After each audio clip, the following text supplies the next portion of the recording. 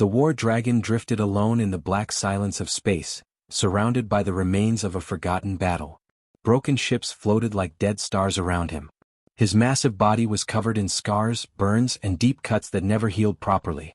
Metal chains and control plates were fused into his scales, glowing faintly as they forced his body to obey commands that no longer came. The war was over. The masters were gone. And the dragon was dying. For centuries the galaxy had feared him. He was not born but made. Built for war. Trained to destroy. When he appeared on battlefields, fleets burned and planets surrendered. No one had ever seen him rest. No one had ever spoken to him without fear. To all species he was not alive. He was a weapon. Now the weapon was broken. Inside his massive chest, pain pulsed with every slow breath. One wing hung torn and useless. His fire sacs were damaged, leaking heat that burned him from the inside. The control plates still sent weak signals, punishing him for not moving, not attacking, not killing. He wanted to roar, but even that took strength he no longer had. So he drifted, silent, untouchable, and forgotten. A small human relief ship arrived days later. It was not a warship. It carried no heavy weapons. Its mission was simple: search the battlefield for survivors and recover what could be saved. The crew scanned the wreckage, expecting only bodies and debris. Then their sensors screamed. A life form. Massive. Still alive. Panic spread through the ship. The crew recognized the readings instantly. A war dragon. Orders were shouted. Engines were prepared for retreat. No one argued. You did not approach a war dragon. You ran. But one person stood still. Her name was Mira Hale. She was a systems technician, not a soldier. She had spent years repairing life support systems on damaged stations and helping wounded crews survive long enough to reach safety. When she looked at the sensor data, she did not see a weapon. She saw failing organs, unstable heat levels, and slow neural responses. She saw something alive that was suffering. As the ship turned to leave, Mira noticed something strange. The dragon was not moving toward them. He was not attacking. He was drifting, weak and silent. His heat levels were dropping. His heart rate was failing. He's dying, she said quietly. The captain snapped back. That thing has destroyed worlds. Mira did not argue. She simply said, and right now he's doing nothing. Against orders, she prepared a small shuttle. The crew watched in shock as she detached and moved alone toward the massive shape floating in the dark. Every warning system screamed danger, but she ignored them. She carried no weapons. Only a basic repair kit, medical tools, and power cells. The war dragon sensed her approach. His damaged eyes opened slightly, glowing faintly. Another enemy, he thought. Another end. He gathered what little strength he had, ready to burn, to strike, to die fighting. But no attack came. The small craft stopped at a safe distance. The hatch opened, and a human stepped out. She was tiny. Fragile. No armor. No weapons. Just a light suit and slow movements. She kept her hands visible and her body relaxed. She did not aim tools at him. She did not speak loudly. She simply floated closer, careful, respectful. The dragon was confused. Pain surged as the control plates reacted to his hesitation, but still he did not strike. Something about her presence felt different. There was no fear sent. No aggression. Only focus. Mira saw the damage clearly now. The fused metal, the burns, the deep wounds left untreated for years. Her chest tightened. No creature should live like this. She anchored herself to a nearby piece of wreckage and slowly reached out, not touching him, just close enough for her scanners to read his condition. He's barely holding on, she whispered to herself. The dragon growled weakly, expecting pain. Instead, he felt something cool spread across a burning wound. Mira had released a stabilizing gel, carefully applied from a distance. The pain eased just slightly. Enough to notice. Enough to confuse him further. Why was she helping? Minutes passed. Mira worked slowly, repairing exposed systems, sealing torn flesh where metal met scale, reducing the heat pressure inside his body. She spoke softly as she worked, not to command, not to threaten, but to focus herself. The dragon listened, not understanding the words but understanding the tone. For the first time in his existence, someone touched him without trying to control him. The control plates reacted violently, sending punishment signals through his nerves. He roared in pain, the sound shaking the wreckage around them. Mira froze, her heart racing, but she did not run. She adjusted her tools, rerouted energy, and blocked part of the signal. The pain lessened again. The dragon's roar faded into a low, exhausted sound. He realized something impossible. This human was not afraid. She was not using him. She was trying to save him. Hours passed. Myra's hands shook with exhaustion, but she did not stop. The dragon's breathing became steadier. His heart stabilized. His eyes focused on her, watching every movement. If he wanted, he could still end her life in seconds. But he did not. Because something inside him, something buried beneath years of war and pain, recognized kindness. When Myra finally pulled back, her supplies nearly gone, she looked up at the massive creature and spoke honestly. "I don't know who you were made to be," she said softly. "But you don't deserve to die like this." The war dragon did not understand the words. But he understood the meaning. For the first time, the untouchable weapon was not feared. For the first time, he was seen. Myra floated beside the massive war dragon, her small hands moving carefully as she worked to stabilize him. Around them, the wreckage of war drifted silently through the void. Broken ships, twisted metal, and scorched rock created a landscape of death, but Myra's focus was only on the dragon. She had seen fear in the galaxy, fear that could stop anyone from helping what seemed untouchable. But she did not feel fear. She felt something stronger, compassion. The rest of the human relief crew stayed in their shuttle, watching from a safe distance.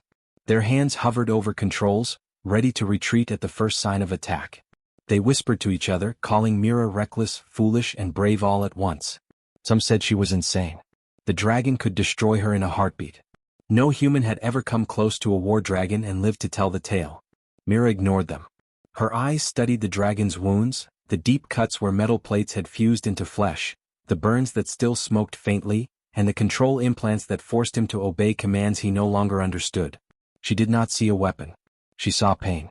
She saw a being who had survived centuries of war and cruelty and was now alone and helpless. The dragon stirred. His massive wings twitched.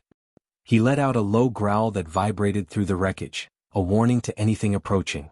Myra froze for a moment, her heart beating fast, but she did not retreat. Instead, she spoke softly. "I'm not here to hurt you," she said. Her voice was calm, almost a whisper, but it carried across the empty space between them. "I just want to help." The dragon tilted his head, confused.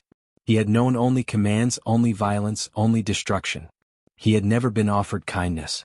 Every human he had encountered before had feared him or tried to control him. This tiny creature floating near his eye was different. She did not carry weapons. She did not yell or command. She did not try to force him. Slowly, Myra extended her hands, careful not to touch the glowing plates embedded in his scales. Her scanners read his vital signs. Weak, unstable, failing. She adjusted her tools, releasing stabilizing gels and energy pulses to reduce the control signals. The dragon flinched at first, but then something strange happened. He did not strike. Minutes passed.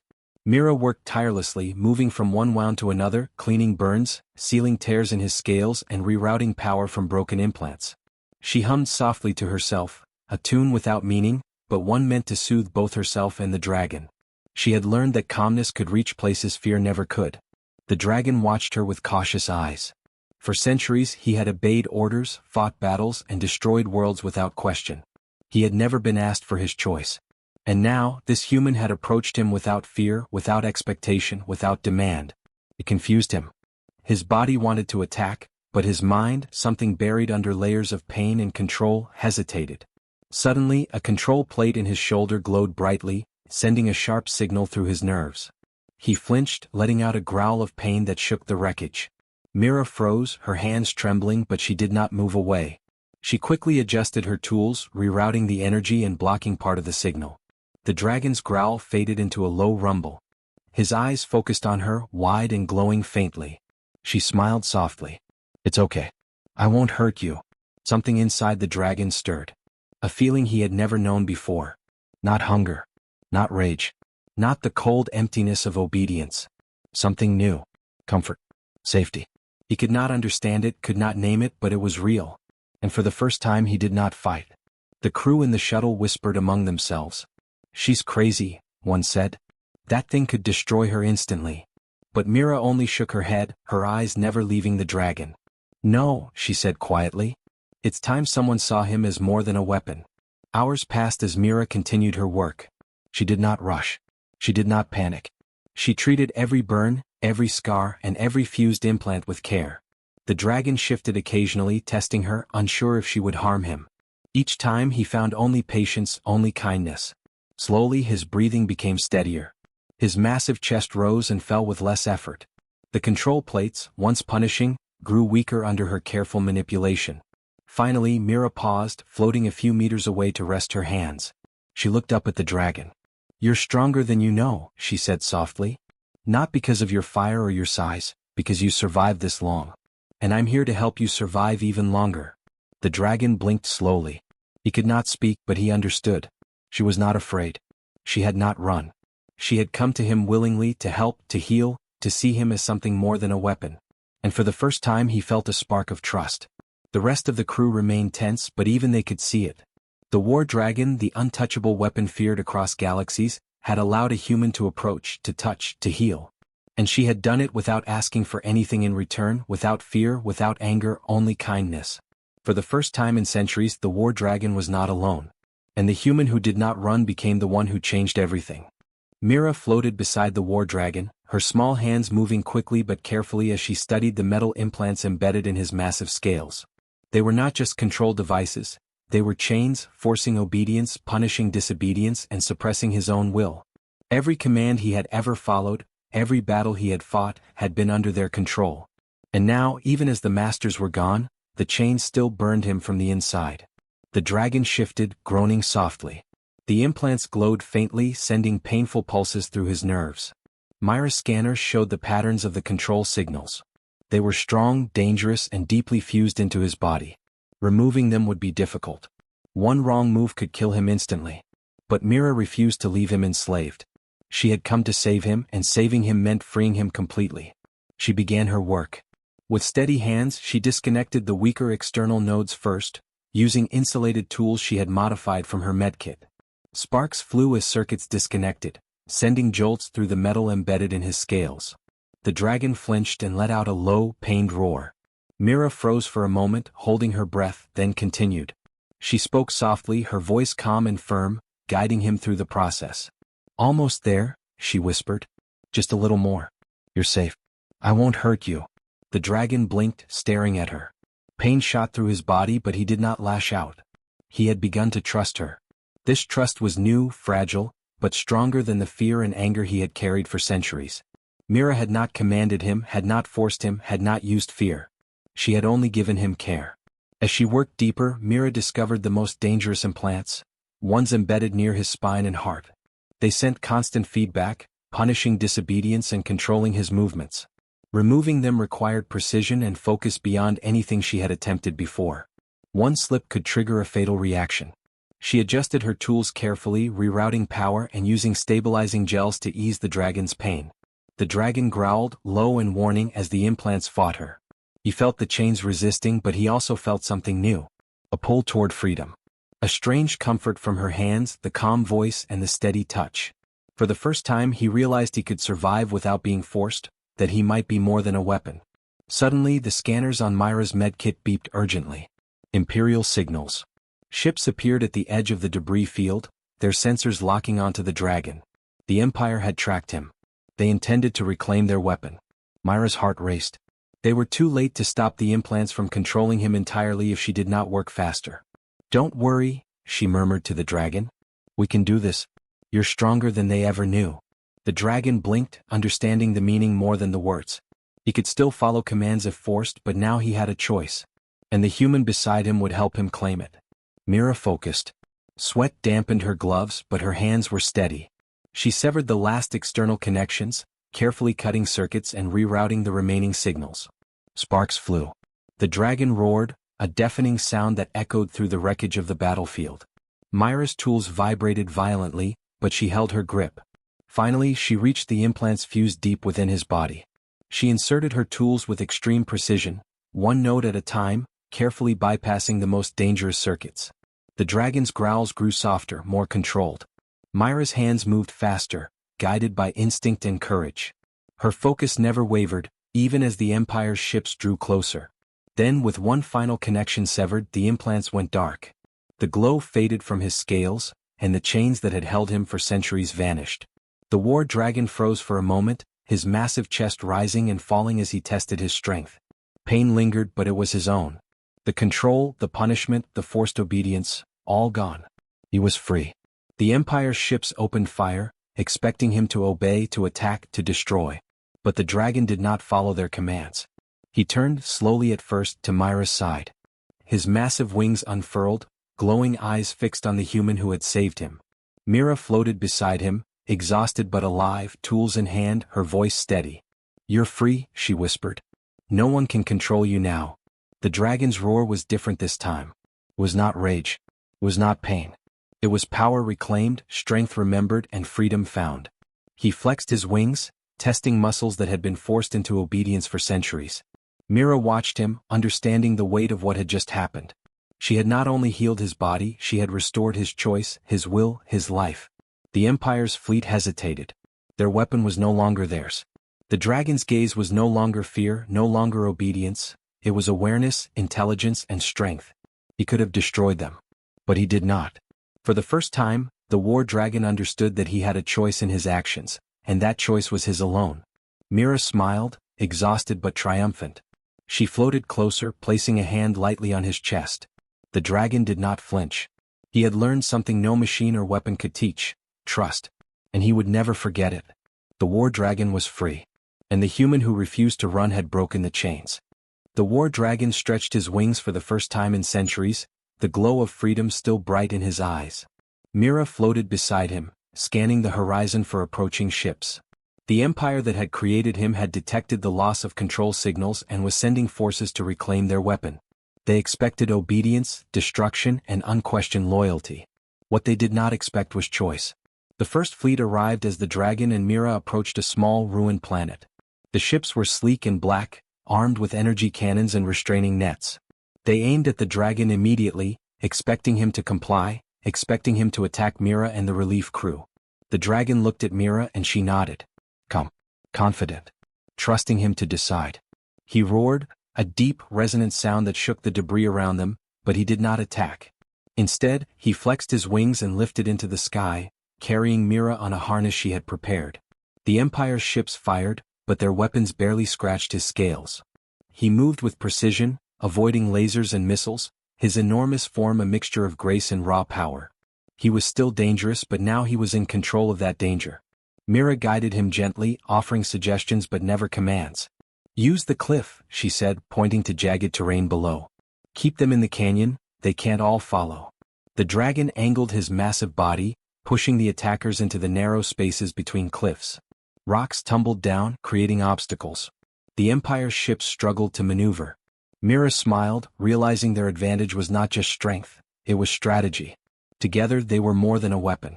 The dragon turned again, focusing on protecting Myra and the nearby civilians they had guided to safety. For the first time he understood responsibility in a new way. He was no longer a tool of destruction. He was a guardian. His eyes scanned the battlefield, not for targets to destroy but for lives to save.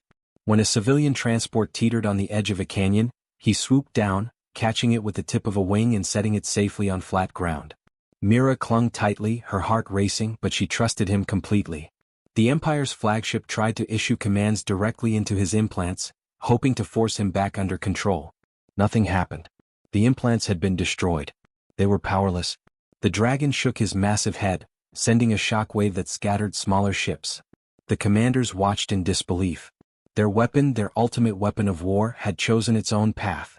As the battle continued, the dragon moved with intelligence and purpose. He did not destroy indiscriminately. He did not harm Myra, civilians, or even the retreating Empire ships unnecessarily. Every action was deliberate. Every movement calculated. The galaxy had never seen such a thing. A being of pure destructive potential using it for protection and mercy. Myra guided him further, pointing out danger zones and helping him calculate angles and trajectories. The dragon began to anticipate her suggestions, understanding her logic without needing words. They became a team, not master and weapon but equals working together. Trust and choice replaced fear and control. Hours passed and the battle slowed. The Empire's ships, unable to capture or destroy him, retreated. Their ultimate weapon was gone. The War Dragon had refused to obey, had refused to be a tool of destruction. Myra and he floated over the battlefield, looking at the remnants of what had been intended for war. They saw the lives saved, the cities left intact, the civilians guided to safety. The dragon landed softly near Myra, lowering his massive head so she could touch his scales. She smiled, placing her hand on the warm surface, feeling life and power, but also intelligence and awareness. You chose, she said simply. Not for revenge. Not for fear. But because it was right. The dragon rumbled, a sound of understanding, almost like a wordless acknowledgement. For centuries he had been a weapon, forced to follow commands, forced to fight. Now he had made a choice on his own. He had chosen restraint. He had chosen protection. He had chosen to be something more than a tool. As the Empire retreated completely, Mira looked out over the horizon.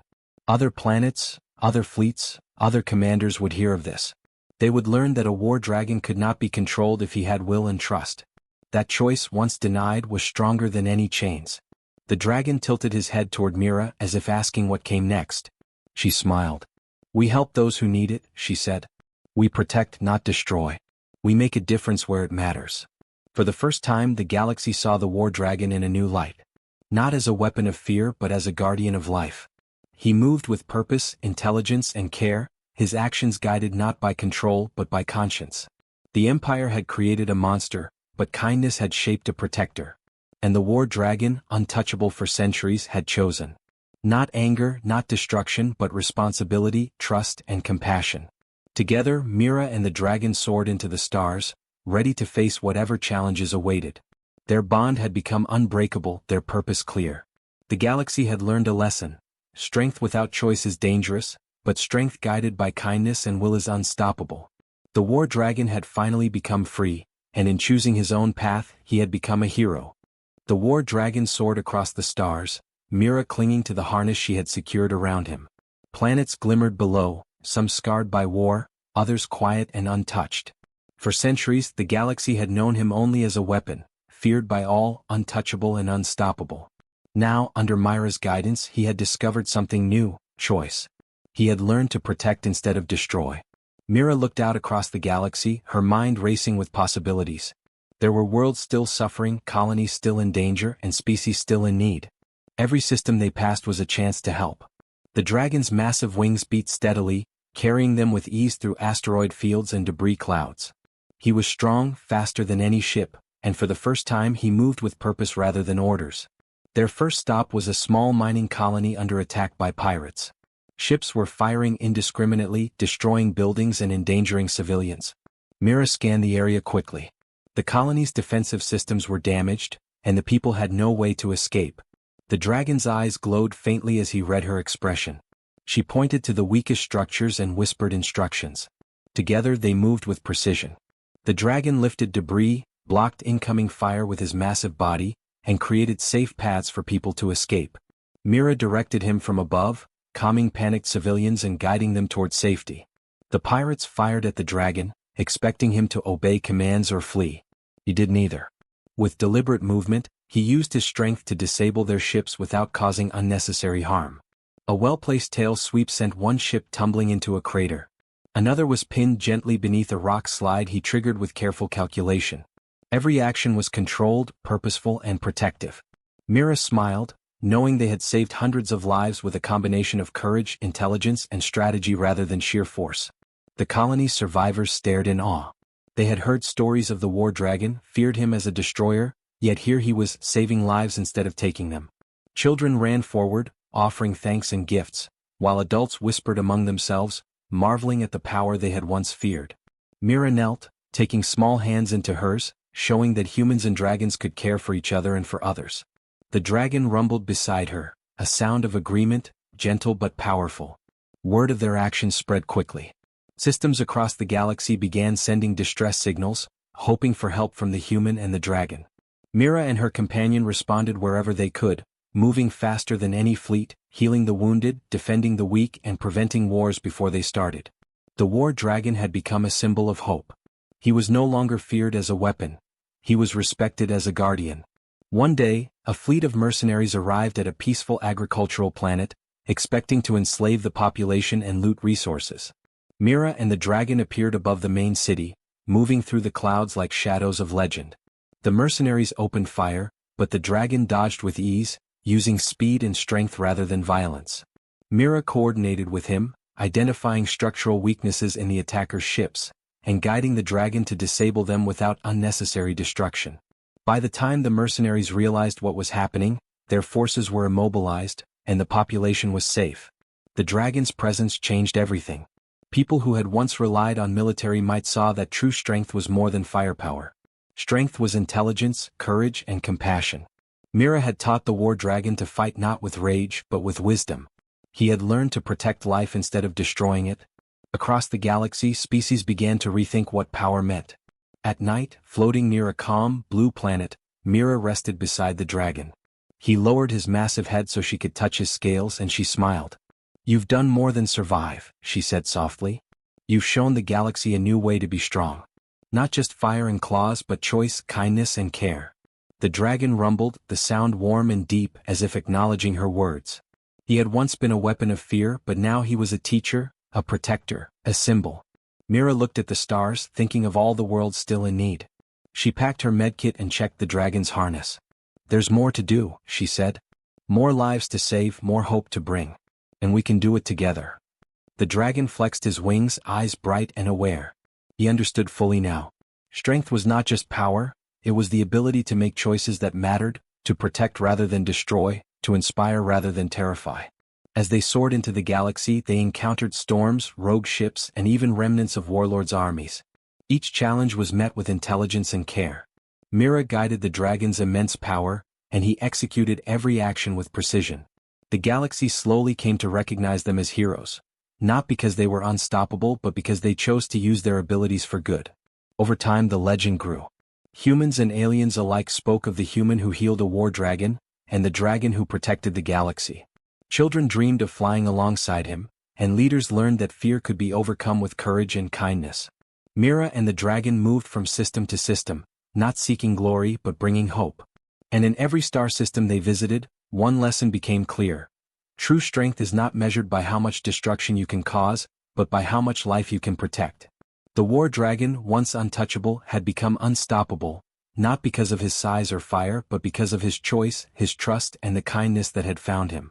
The dragon looked at Mira and she smiled. Together they would continue, guardians of the weak, healers of the wounded, and symbols of a galaxy that could believe in hope again. Strength had been redefined. And the universe had learned that even the most feared creatures could be changed by kindness, courage, and the wisdom to choose what is right. With a roar that was no longer a warning but a promise, the dragon lifted into the stars, carrying Mira and hope with him. The galaxy had found new heroes, and a new future had begun.